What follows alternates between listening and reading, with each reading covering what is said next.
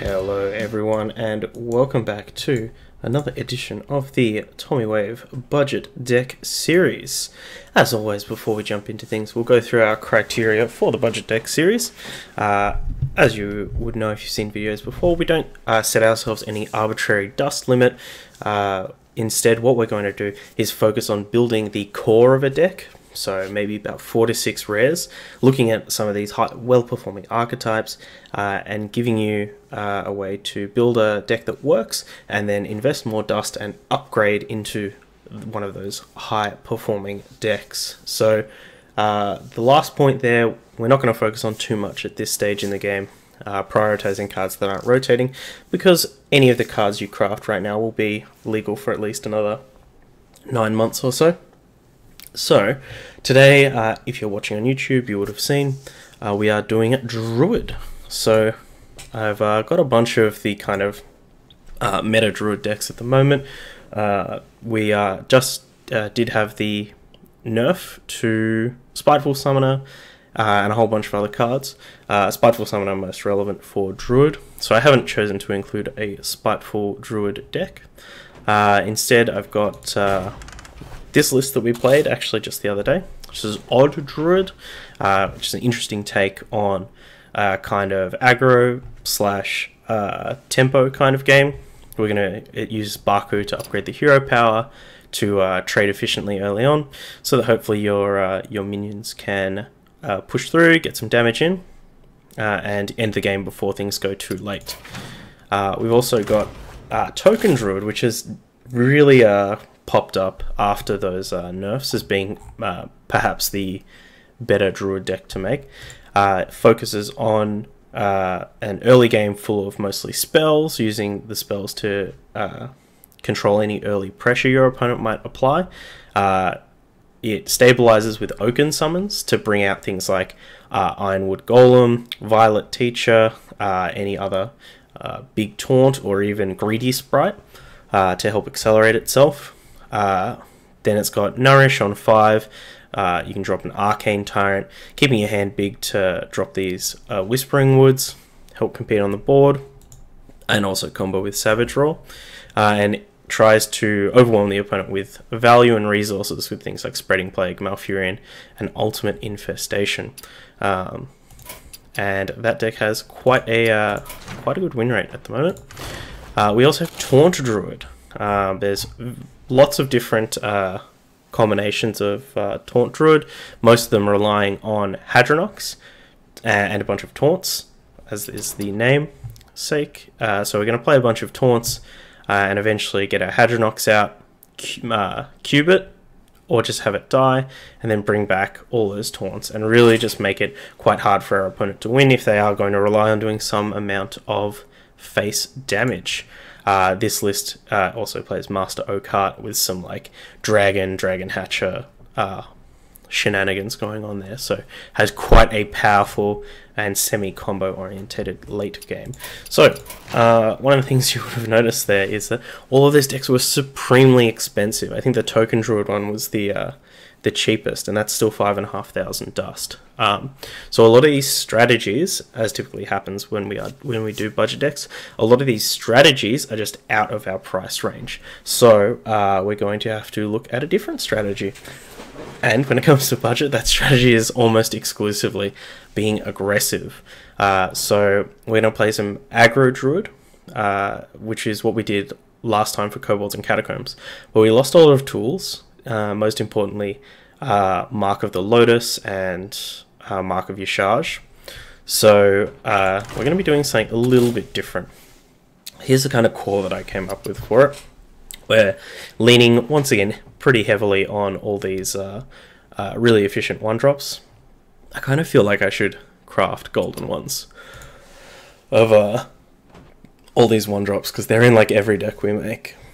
So we're leaning on these incredible 1-drops to help us compete with our opponent if they are also on an early game strategy.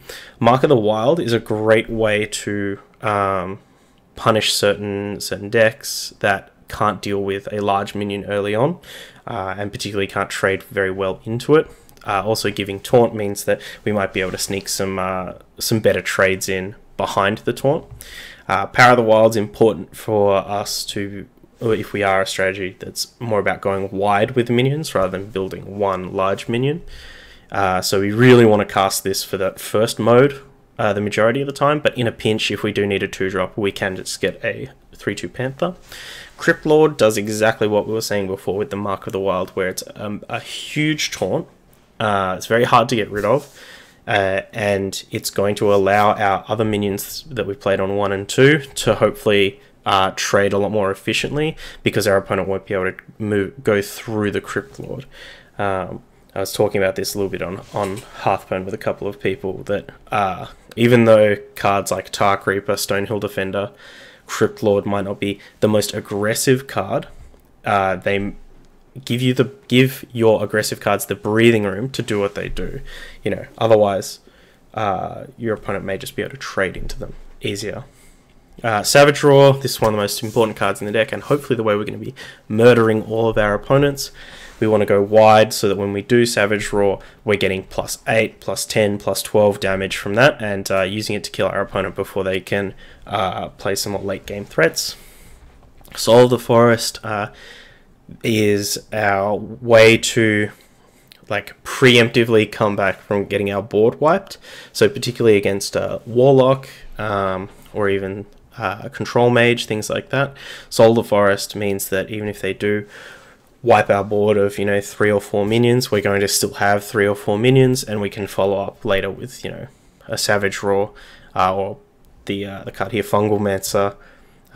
It really helps us protect our volume of creatures, which is something that the deck needs to capitalize on. And Fungal Mancer does just that. If we have 2 minions out, it's going to give us lots of immediate power on board. So we're going to be leaning pretty heavily on the Fungal Mancer and the Savage Roar to help us win some games. Alright, here is the deck that I came up with. So I'm pretty confident on about 26 of these cards. It's the last couple that I think need a lot of testing. And I think if you do decide to pick up this deck and play with it, I implore you to go test some things, get back to me, let me know what worked, because I think that there's definitely some room to move with a lot of this stuff. So I've chosen to include another 1-drop in Glacial Shard, because we really want to get out ahead and under our opponents. Naturalize is one of the flex cards. And I was pretty tempted to include a second one. I think that just having one of these is an efficient way to kill a large threat your opponent played. So think things like Twilight Drake, or maybe like Rotten Apple Balm, or Cobalt Scalebane. Some 4 or 5 mana threat that you need to get rid of because it's threatening to trade with your board. You can remove it, progress your game plan by playing a 3-drop or a 4-drop or whatnot, and you're hopefully going to be winning the game in the next couple of turns before it becomes the extra cards you've given to your opponent become relevant. So that's why Naturalize is in here, and I'd be interested to test out a second one. Armani Berserker and Direwolf Alpha. Direwolf Alpha goes very well with our plan of going wide. It's probably the closest card to being in the core that wasn't. Armani Berserker is one of those kind of last 4 cards that I wasn't sure about in terms of 2-drops. This could easily be Tortolan Forager, Acidic Swamp Oozers as part of the flex, Knife Juggler if you wanted to include some more rares, or Vicious Scalehide was something I was thinking about, because this list does not have any way to immediately get on board. No charges, no other rushes. So it could be a good way if we do find ourselves struggling in the early game. We go to Vicious Fledgling. It's one of the better aggressive 3-drops that we can play. Goes very well with Crypt Lord, goes very well with our strong early game. So we're going to at least hope that our opponent can't use their minions to kill this, that they're going to have to rely on spells, and if they're relying on spells, they're not dealing with our other threats. So just a must-answer threat, otherwise they will... it can snowball quite quickly out of control. Chain Gang's in here, 2 threats for the price of 1. I was thinking this or Defender of Argus, but it felt like we needed more cards to produce multiple threats as opposed to capitalize on them. So Chain Gang, also a taunt to help protect our fledglings. And then we've got a Spellbreaker in here as the last flex slot. So we'll jump into some games and we'll see how well we can. Alright, we're here with a game. You asked for it. I must protect the wild. Alright. So I don't know if we want to keep Savage Roar. I think we really just want to hit our curve and then eventually draw it. It's fine.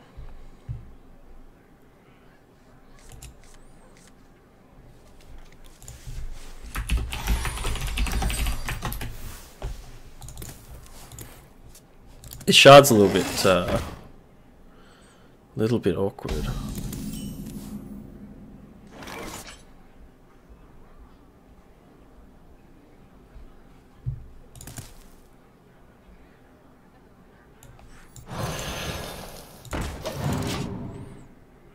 Play the Firefly and see what they want to do. Apologies for the lag. This generally does happen the first couple of games.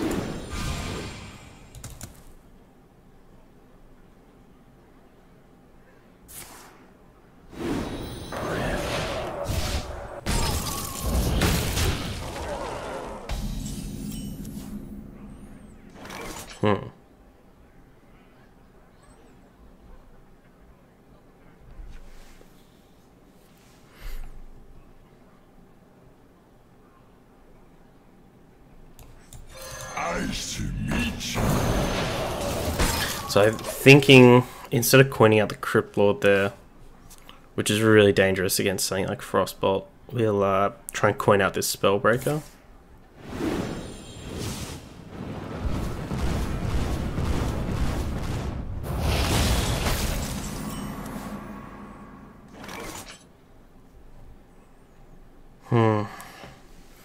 Or do we want to try and save this coin for a counterspell? No, I think we just gotta do it. Amazing. If they have Kurantor, secret here.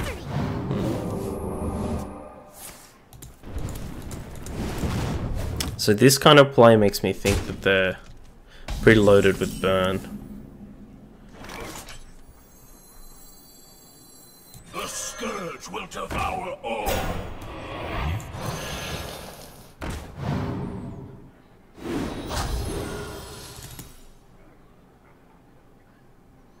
Die, mage. I think we want to get our damage in now. If this is like a proper tempo mage list, we might be able to capitalize on a turn where they go for like an Alaneth.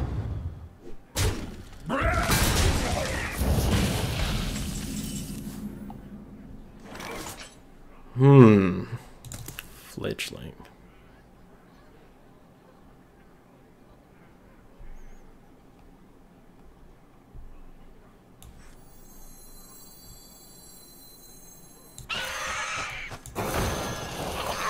Die, mage. Alright, now they have to have a spell if they want to kill this fledgling. There are a fireball down, so that is something to be... Arcane Intellect. This might be the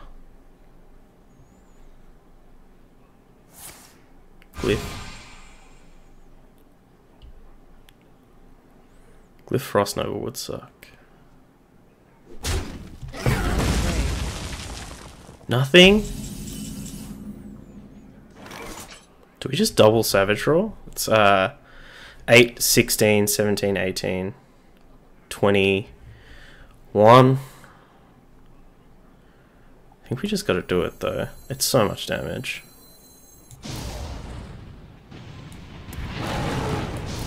Also, if we hit Wind Fury off this fledgling, they're definitely dead. Unfortunate.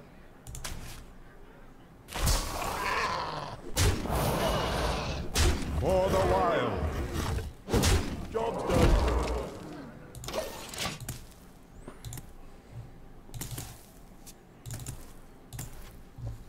We have many secrets.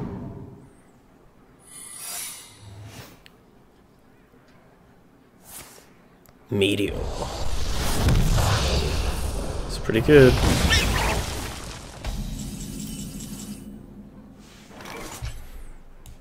How long can this go on? How long can this go on?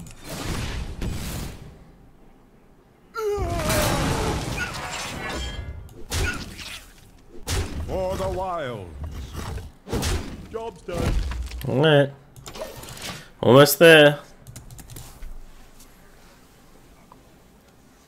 This is another one of the games We where have many secrets. Soul of the Forest would have been real good. Incredible discovery!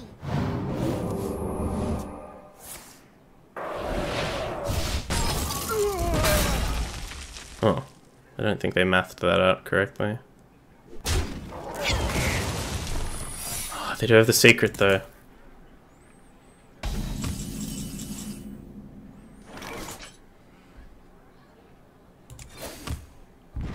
Is it Ice Barrier? For It is the not. wilds. Ah! Got him. Take that, Tempo Mage. Let's jump into the next one. That was good. That was really good. I think we like Tempo Mage the Tempo Mage, where we they had one bad turn. They stumbled once, and we were the ones who capitalized. Malfurion versus Valera. Watch your back. I must protect the wild. I don't think this is a game where we want naturalize. The only time I could really see us playing it is if they got real big with a pig. Maybe if they had like a fledgling or something, or a big Van Cleef as well.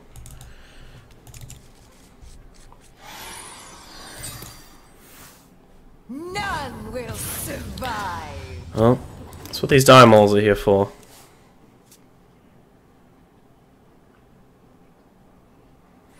This is going to be a real tough matchup. I think if they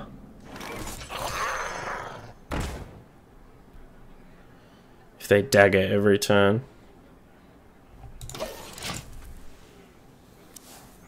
Every other turn, rather. If they dagger every turn, it might be a pretty straightforward match.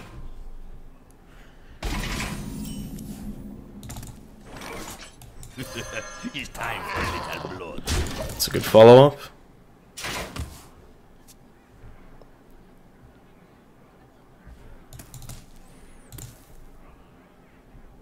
Now's where they got to start realizing that they gotta get on board now. What is this, like backstab SI7 or something? Oh, straight up fan.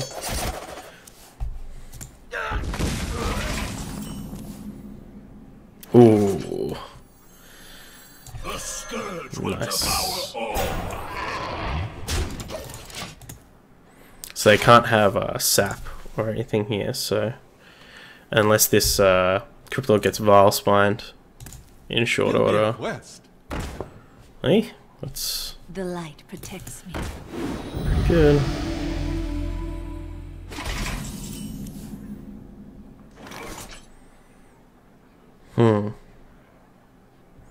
Bust out the Fungal Mancer now. That would let us trade our Diamol into the Questing Adventurer, which is pretty good. Mushroom power.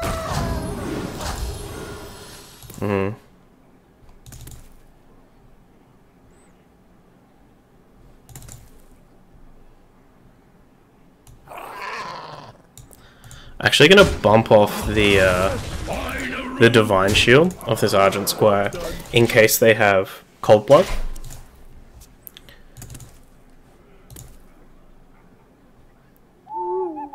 I think. Okay.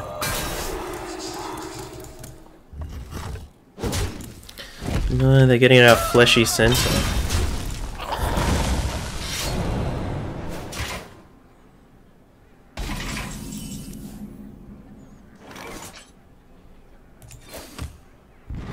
The light protects me.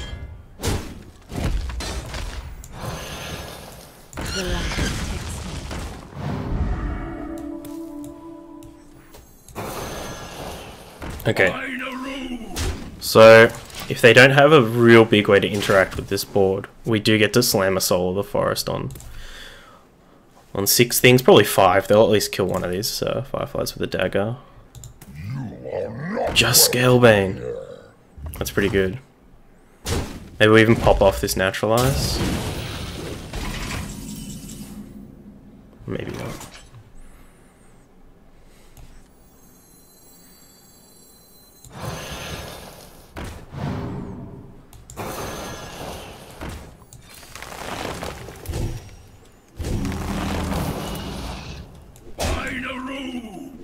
I fight. Alright. Still have a long way to go here, but that Soul of the Forest is going to give us another couple of turns in this game. What's getting Valspined?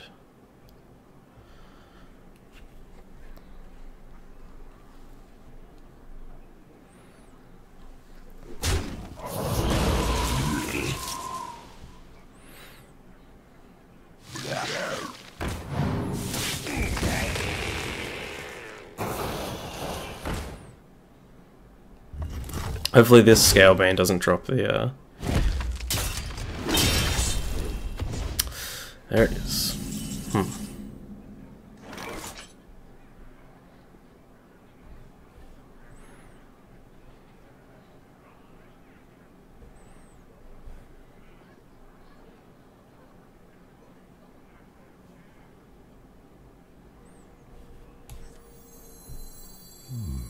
I wonder.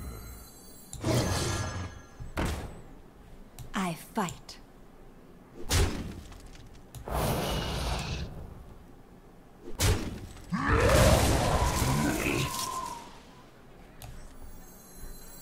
How long can this go on? How long can this go on?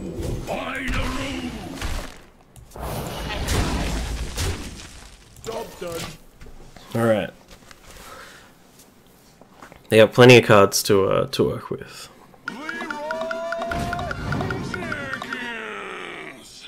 Okay.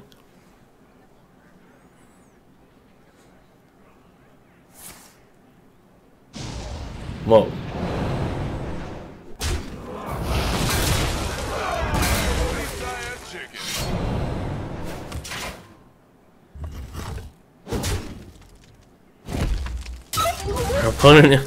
Our opponent is just gone completely unhinged. My gosh.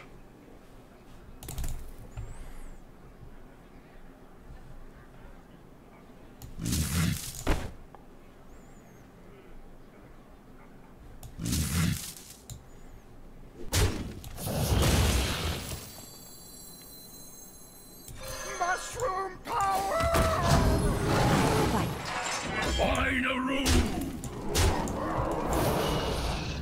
For the wild. Job's done. Alright. Unfortunately, we have gotten most of our good draws right now. Alright, I think our opponent is a bit over this game. Cool.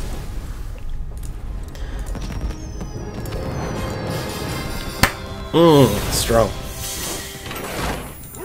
Happy with that. Alright. Here with the third game against Noblus. I must protect the wild. Alright. On the play, 1, 2, 3. Not the greatest not the greatest type of hand to have against like a turn 4 Hellfire. A turn 3 Hellfire, rather. The light protects me.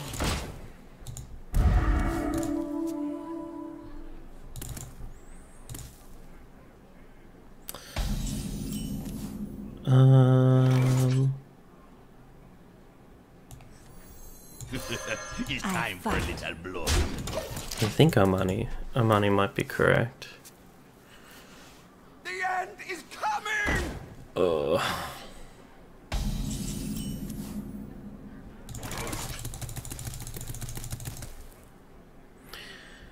Yeah, that I fight. Who you want me stopped to us in our tracks. For the wilds. Job's done.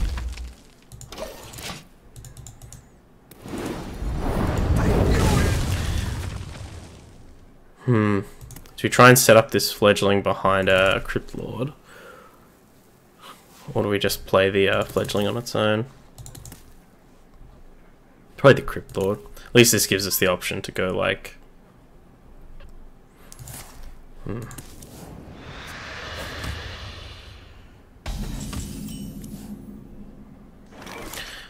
It's pretty tasty. The scourge will devour all.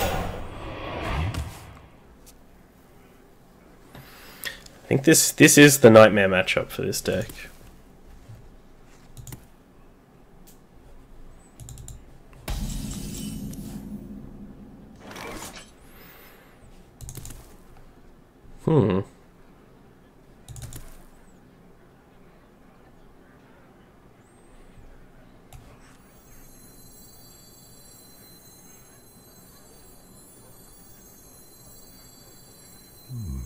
I wonder.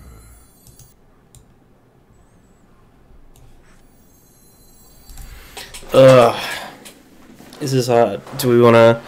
Okay, if we think they have Hellfire, playing this and this is really bad. But if they do, we could play this and Mark of the Wild it, so they have to have... They can't have a Spellstone because they haven't done any damage themselves with cards. They have to have, like, Coin, Siphon, Soul. Time waits for no one. So let's see if they have it.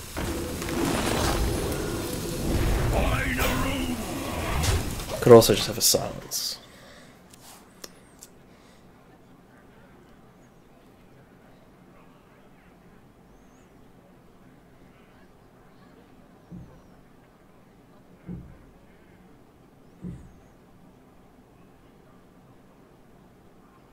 The end is coming! Tombstone.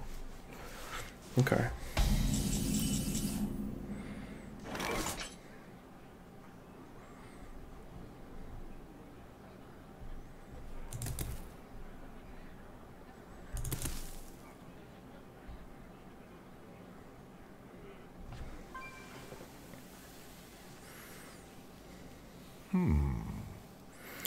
So we can try and go for Wind Fury, and then kill this, which is the like really dangerous play. No, let's not.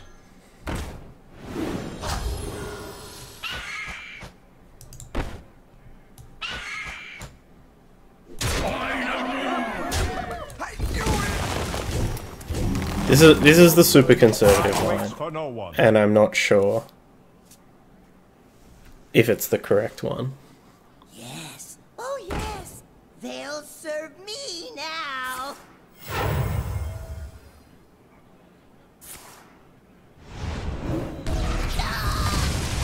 Darkness rises.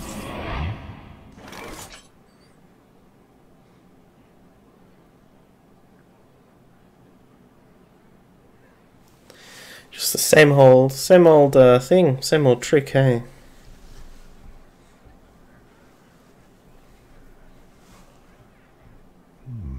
I wonder.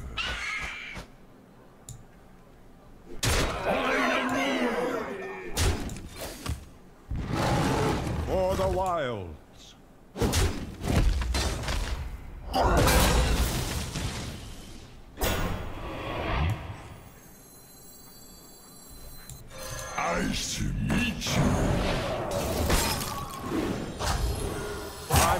for no one.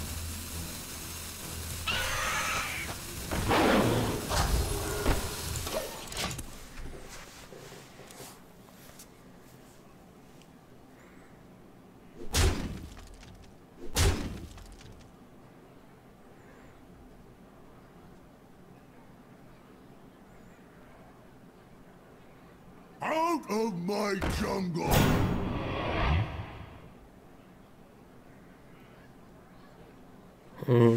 Maybe we shouldn't have played this Glacial Shard, though. I don't think it would have mattered. They're still getting a sweet defile.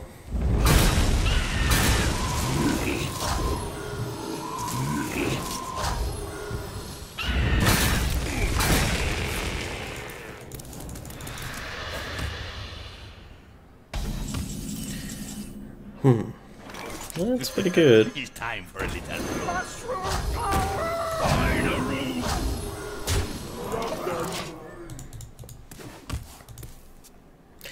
It's pretty good.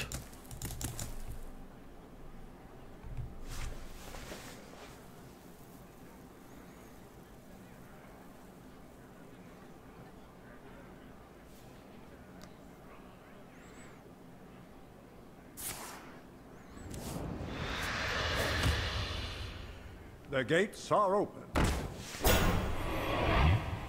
Okay. Okay. Are we saving this for their Void Lord next turn?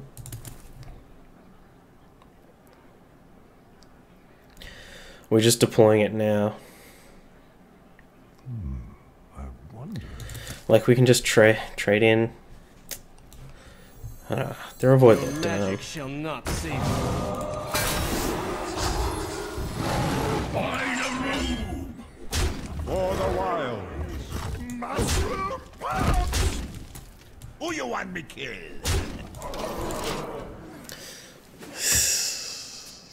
They have used the coins. So they can't have coin Gul'dan. This is even like an awkward kind of trade here. I just have it.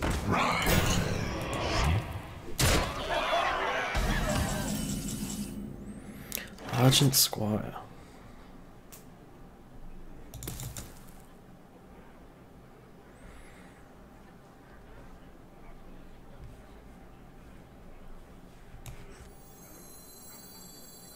The light protects me. Who you want me killed?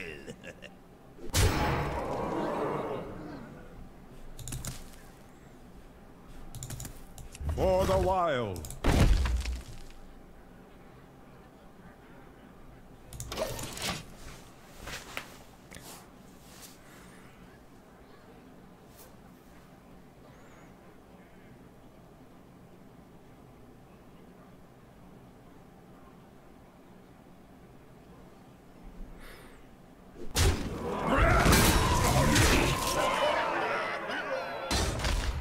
This will be a mercy.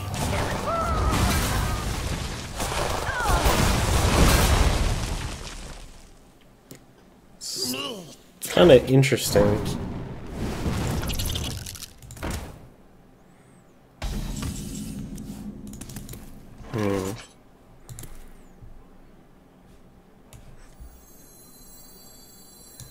Nice to meet you. For the wild. Job done.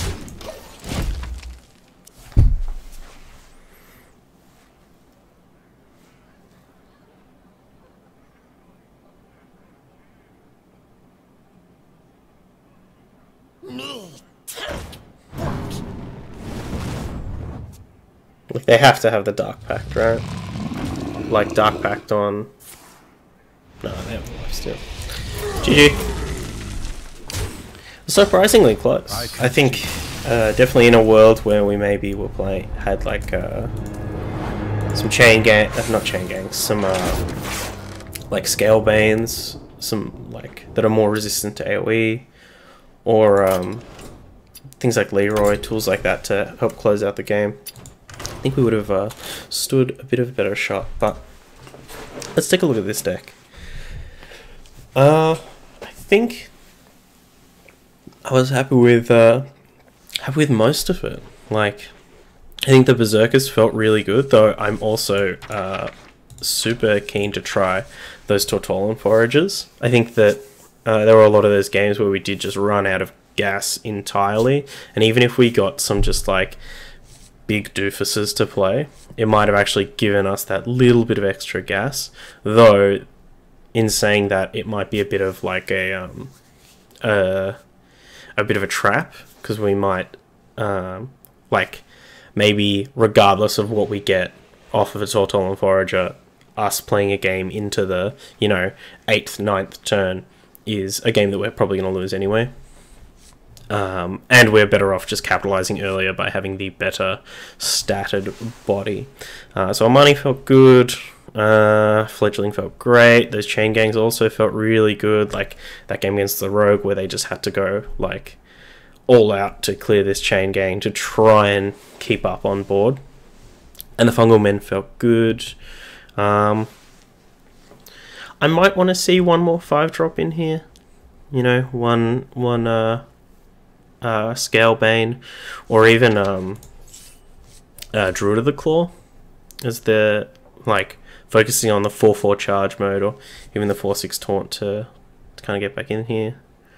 Soul of the Forest felt great. Yeah, I don't know. Overall, everything felt really good, and there's definitely some slots to tinker with. But let me know what you think of the deck. If you've got another budget deck that you want me to check out, or you've got some ideas for what I should do in the next budget deck video, let me know in the comments, or on Twitch, or on Hearthpwn, on everywhere. As always, links to everything will be down in the description. You can go check out the deck. It would be great if you give us a thumbs up over on Hearthpwn. But yeah, really impressed with this Druid deck. Give it a go. Until then, I'll catch you in the next one. Bye.